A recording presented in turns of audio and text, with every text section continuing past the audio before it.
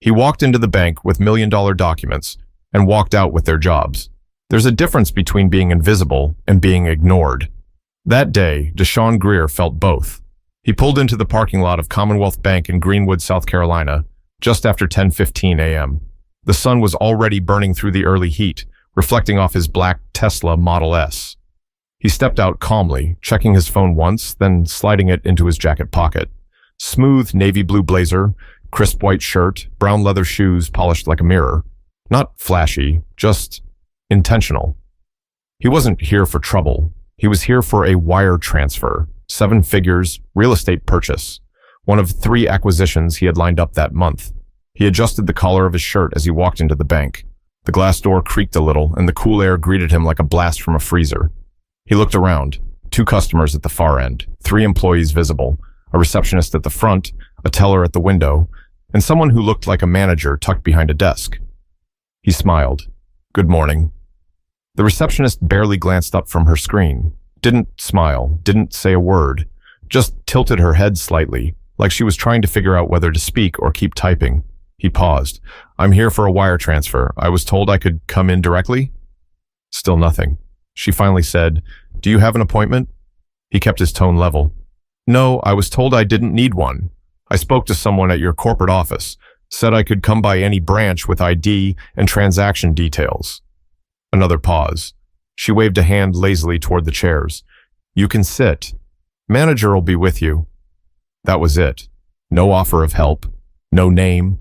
No, "How can I assist you?" Just that. So he sat. 5 minutes, then 10. The manager, a woman with sharp cheekbones and a short bob haircut, finally came over. She gave him a look, quick up and down. One of those looks people give when they're trying to decide whether you belong somewhere. He stood and extended a hand. "Deshaun Greer, from Blythe Tech." She didn't take it, just motioned toward her desk. "What kind of transfer are you looking to do?" He explained calmly. "Property deal. Needed to move funds from one of his corporate accounts to a development partner out in Arizona. He had the paperwork in hand, the account numbers, everything clean." She frowned slightly. "That's a pretty large amount. Do you have proof of where this money is coming from?" "I do," he replied, handing over documents. "It's all here. This is a scheduled acquisition, fully vetted." She took the papers, skimmed them briefly, and set them down. "We'll need to verify this. Might take a few hours." He blinked. "Hours?" "It's policy," she said. "It wasn't yesterday. I've done this 3 times this month. Other branches didn't have any issue." She shrugged. "Well, we do things by the book here, especially when it comes to this kind of money." There was no yelling, no raised voice, but something about the tone. It wasn't procedure. It was permission. Permission to treat him like he didn't belong, like he was asking for something he hadn't earned. He glanced at the paper sitting idle on her desk. Then he looked her in the eyes.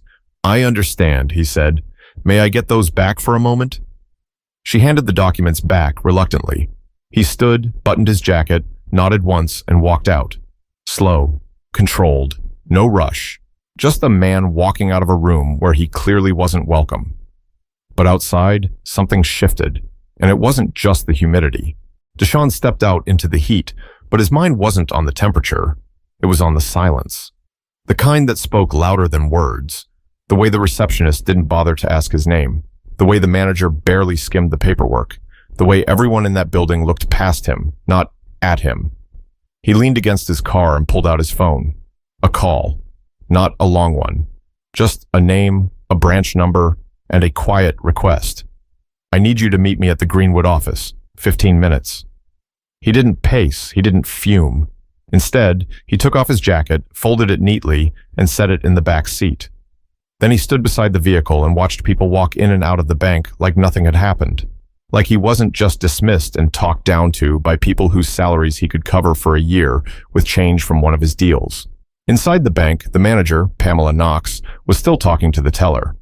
A young guy, probably fresh out of community college. Name tag read Kyle. He was wiping the counter and stealing glances at the door. "Who was that?" he asked. "Just someone who got the wrong idea," Pamela muttered, then chuckled. "Looked like he was trying too hard. Fancy suit, shiny shoes. That usually means fraud or begging for a line of credit." Kyle looked unsure, but he said he was doing a wire. Seemed to have all the documents.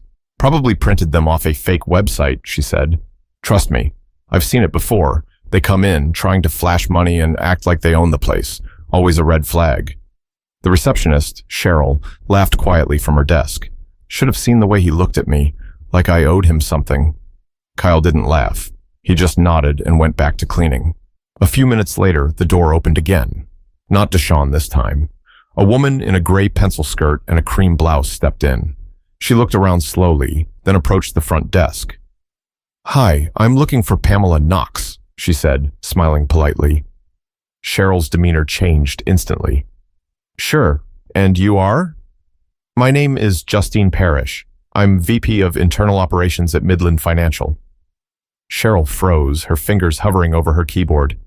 Midland Financial, the parent company of Commonwealth Bank. Oh, of course.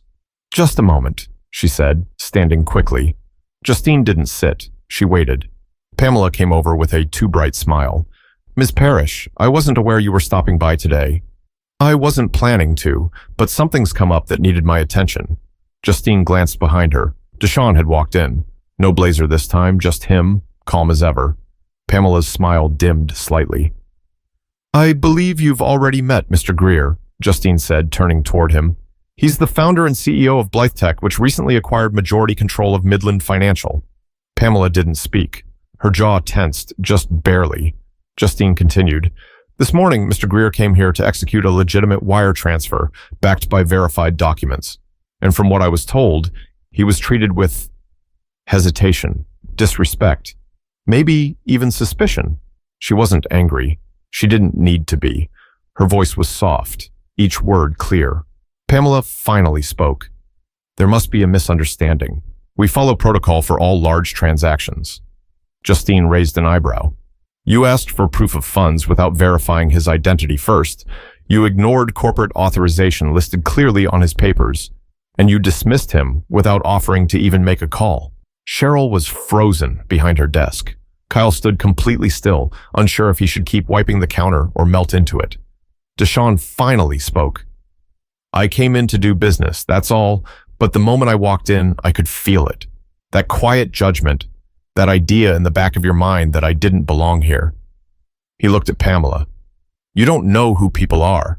You think you do, based on clothes, voice, skin, but you don't. Pamela tried to interject.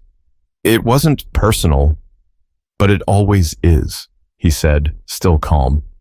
Because if I looked different, dressed the same, said the exact same words, we both know this would have gone differently. The silence in the room was louder than anything he could have yelled, but things weren't done yet, because consequences were only just beginning to show up.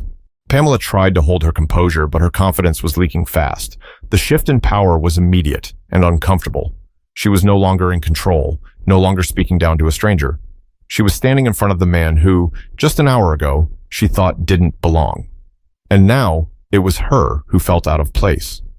Justine turned to Cheryl. Could you please bring me the intake log for the past 2 hours? Cheryl blinked, scrambled for the binder behind the desk, and handed it over. Her hands were shaking slightly. Justine flipped through it without sitting down. She pointed. Here, Mr. Greer signed in at 10:17, and he was asked to wait without being logged properly. No record of an appointment attempt, no offer of transaction processing, no internal notification. Can you explain that? Pamela cleared her throat. We didn't recognize the name. I assumed it might be a scam. You assumed? Justine repeated carefully. Without verifying? Without checking his credentials? Without making a single call to corporate? Pamela glanced at Kyle. She was hoping for a backup, but the young man avoided her eyes. He was staring at the countertop like it might open and swallow him whole. Cheryl jumped in, trying to defend her manager. It's just, sometimes people come in with papers, acting important, but they're not. We're just trying to protect the branch from fraud. Deshawn chuckled under his breath. Justine looked directly at Cheryl. What gave you that impression? The suit? The car? The confidence? Silence. Pamela sighed. Look, it wasn't meant to be disrespectful. We just needed to be sure. Deshawn finally stepped forward. His voice was quiet. You didn't need to be sure. You needed to feel like you were in control. That's the difference. I handed you every document. You didn't even look twice. You dismissed me before I finished my second sentence. Pamela started to respond, but Justine raised her hand. There's a pattern here, she said. And unfortunately, this isn't the first time a report has come in about this location. That landed hard. Kyle shifted uncomfortably. Deshawn turned to him. What about you? Did you think I was a scammer too? Kyle looked up, eyes wide. No, sir. Honestly, I didn't know what to think, but you didn't do anything wrong. You were polite, had your papers. I just do what I'm told around here. Pamela snapped. Kyle? But Justine cut her off. Let him speak. Kyle took a breath. It didn't feel right. The way we treated him. I didn't say anything, and I should have. I'm sorry. Deshawn gave him a slow nod. Not approval, not forgiveness, just acknowledgement. Pamela's voice had lost its edge now. I've been here for 17 years. I've worked hard for this branch, trained dozens of people. I've never had an issue. That's the problem, Justine said flatly. You think not having complaints means you're doing everything right. But exclusion doesn't always scream. It whispers. And you've stopped listening. Pamela looked to Deshawn, something close to desperation behind her eyes. I made a mistake. I judged too quickly. I'm sorry, but I didn't know who you were. He studied her face. That's the second time you've said that, he replied. What if I wasn't somebody? What if I was just a man with a legit transaction and nothing more? Would I still be treated like a risk? Would you still ignore me, dismiss me? Because the damage is done before titles and company names come up. It's in the first look, the first tone, the first doubt. No one answered, but that silence was short-lived, because when consequences arrive, they don't knock. They walk right in. The bank felt colder now, not because of the air conditioning, but because everyone knew what was coming next, even if no one dared say it out loud. Pamela stood still, shoulders stiff, trying to stay composed. Cheryl sat down quietly behind the desk, her fingers motionless on the keyboard. Kyle kept his eyes locked on the floor, waiting for someone to tell him what to do. And Justine, still standing tall in the middle of the lobby, glanced at her watch. You have 5 more minutes, she said. Use them wisely. Pamela blinked. 5 minutes for what? To call your regional director. To call anyone you think can speak for your leadership. Because once those 5 minutes pass, this branch is going under internal review. Every employee, every interaction, every protocol, and I can already tell you how that's going to look on paper. Pamela didn't move. Her pride kept her rooted to the spot, but her mind was racing. Deshawn could see it all over her face. She wasn't sorry about how she treated him. She was just sorry he turned out to be someone who could do something about it. He leaned on the counter slightly, not aggressive, just comfortable. Can I ask you something? He said, voice low but clear. Pamela looked at him, eyes wary. What made you uncomfortable? Was it the fact that I walked in alone? That I was confident?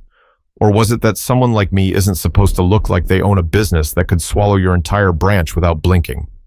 She said nothing. Deshawn continued. I walked in with everything you needed. The only thing I didn't bring was your approval. And apparently, that was the one thing that mattered. Pamela opened her mouth to respond, but there were no words that wouldn't make it worse. Justine checked her watch again. 4 minutes. Pamela finally moved, slowly walking toward her office. She shut the door behind her. Cheryl leaned over to Kyle and whispered, What do you think's gonna happen? Kyle didn't answer right away. Then softly, Something overdue. Deshawn walked back toward the entrance and looked out through the glass. His car sat there, polished and silent, a reflection of everything they had refused to see in him. Not the money, not the power, the composure, the restraint, the way he carried himself without ever needing to raise his voice. People thought that strength had to be loud, but Deshawn had learned early, real power never shouted. It just waited for moments like this. He thought back to where it all started, his grandmother's porch in Rock Hill. She used to tell him, some folks don't see the crown unless it's gold, but yours is made of spine. Keep it straight, and you won't need to bend to nobody. He never forgot that. 3 minutes left. Pamela was still in her office, probably dialing every number she had saved since 2004, but no one was going to swoop in to fix this. Not this time. Justine turned to Cheryl. You know, if you'd have just greeted him properly, asked a few standard questions, called to confirm his appointment, none of this would have happened. Cheryl nodded slowly. I thought I was doing the right thing. No, Justine replied. You thought you were playing it safe, but you only play it safe with certain people. That's the part you don't want to say out loud. Cheryl looked like she wanted to crawl under her desk. Deshawn checked his phone. One new message. It was from his assistant. Everything cleared. Arizona transfer ready. Congratulations on closing the deal. He slipped the phone back into his pocket, but while that door had closed, another was about to swing wide open, one that wouldn't leave anyone untouched. Pamela reappeared from her office just as the 5-minute timer expired. Her face had changed. Not humble, not apologetic, just resigned. I couldn't reach anyone, she muttered. Justine gave a short nod. Then we'll proceed without them. Pamela looked to Deshawn, hoping for mercy in his expression. There wasn't any, not cruelty either, just clarity. I've sent a formal incident report to HR, Justine said calmly. But I'm making an executive decision today. Effective immediately, this branch is being placed under internal audit.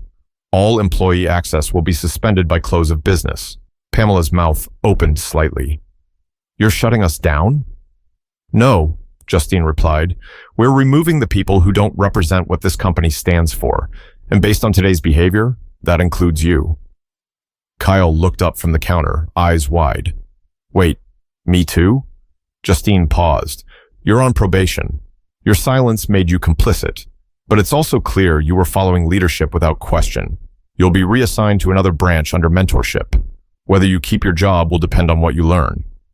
Kyle let out a breath. It wasn't relief exactly, just a lighter form of guilt. Pamela stood frozen. I've worked here for nearly 2 decades.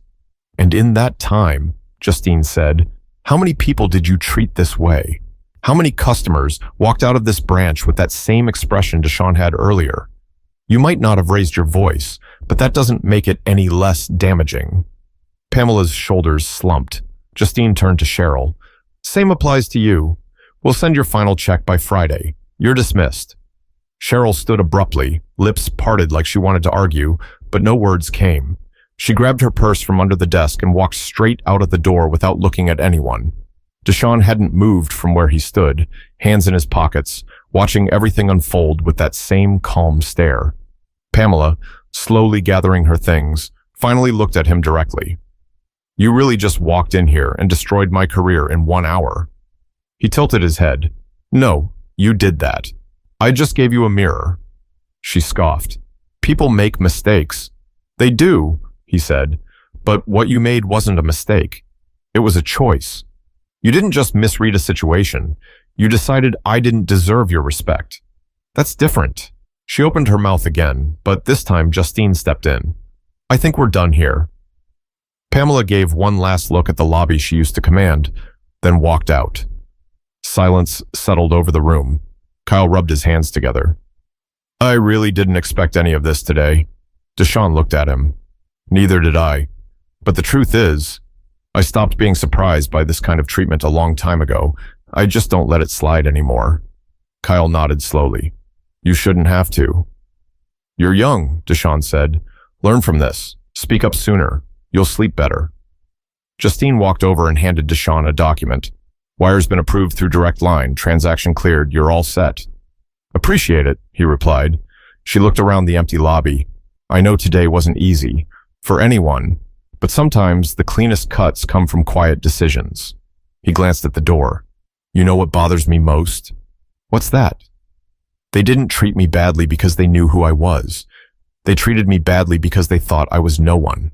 Justine nodded, and that's why they're gone. She extended her hand. This time it was taken. They shook. Outside, the heat hadn't gone away, but it felt different now.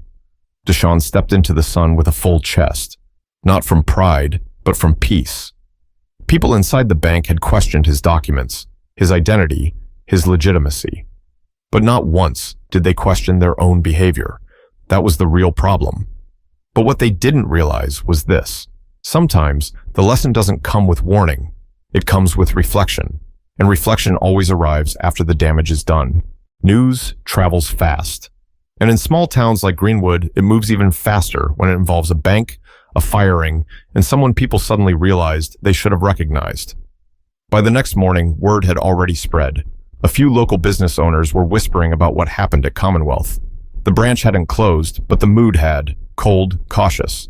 The staff was down to one loan officer, a security guard, and a temp receptionist from corporate. The energy? Shaken. Pamela sat alone in her kitchen, staring at her phone.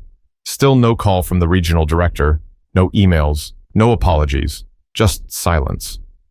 She scrolled through her inbox again, then checked social media. And there it was. Blythe Tech CEO cleans house at Greenwood Bank after alleged racial bias incident. Her picture wasn't on it, but she knew it was about her. The details were too close to home. She put the phone face down and sat back in her chair. The taste of last night's regret still lingered. She kept replaying it. His voice, his calm, the moment she realized who he was, and more importantly, who she had been in that moment. For 17 years, she'd told herself she was fair, professional, by the book. But none of that mattered now, because when she had the chance to treat someone with respect, she'd chosen assumption instead. Meanwhile, across town, Kyle stood outside the bank's side entrance, holding a cardboard box of his belongings. He hadn't been fired, but it still felt like something inside him had been stripped away. He didn't hate Deshawn. If anything, he respected him now more than ever. But it was hard, being part of something you didn't stand up against soon enough. As he reached his car, his phone buzzed. It was a text from Deshawn. Heard you're being reassigned. Learn something from this. Be better than what you saw. Kyle stared at the screen for a while before replying. I will. I'm sorry again. No response came back, and that was fine. Some apologies didn't need answers. They just needed to be meant. Back at Blythe Tech's temporary office downtown, Deshawn sat in a glass conference room overlooking the city. He was finishing up paperwork on the Arizona deal, sipping coffee, headphones in, phone face down. An intern knocked lightly, poked his head in. Hey, Mr. Greer, there's a young man here asking for 5 minutes. Says he doesn't want a job, just a chance to say something. Deshawn looked up. Who is it? Says his name's Kyle. Deshawn blinked once, then nodded. Let him in. Kyle entered, hat in his hands, box under one arm. I won't take much of your time, he said quickly. I just wanted to say something face to face. Deshawn sat back. Go ahead. I didn't know what was happening at first, and I know silence is part of the problem. I'm not proud of it, but I want to be better. I figured I owe you that much, to say it to your face. Deshawn looked at him for a long second. You know what I've learned? He said. Most people aren't malicious. They're just lazy. Lazy with how they see the world. Lazy with how they treat people they don't understand. You weren't cruel, but you didn't care enough to challenge what you saw either. That's the part you gotta fix. Kyle nodded slowly. I will. He turned to leave, then paused. Thanks for not destroying me. Deshawn cracked the faintest smile. I don't destroy people. I just hold up the mirror. As Kyle left, Deshawn leaned forward, resting his elbows on the table. It wasn't about revenge. It never had been. It was about standards, respect, and finally, accountability. But even now, there was one final thing left to say. The part of the story that never makes headlines. 3 days later, Deshawn sat in the back row of a small community center 10 miles outside of Greenwood. Not in a suit, not in dress shoes, just a clean t-shirt, jeans, and sneakers. No cameras, no media, no one taking notes. He was there for a town forum, one that had been quietly scheduled months before. The topic? Small business access and community banking. The irony didn't escape him. When it was his turn to speak, he stood up, walked to the podium, and looked at the audience. Maybe 40 people, mostly local business owners, young professionals, a few students. He cleared his throat. I wasn't gonna come tonight, but I changed my mind. Because there's something I've been carrying, and I think it matters here. The room was still.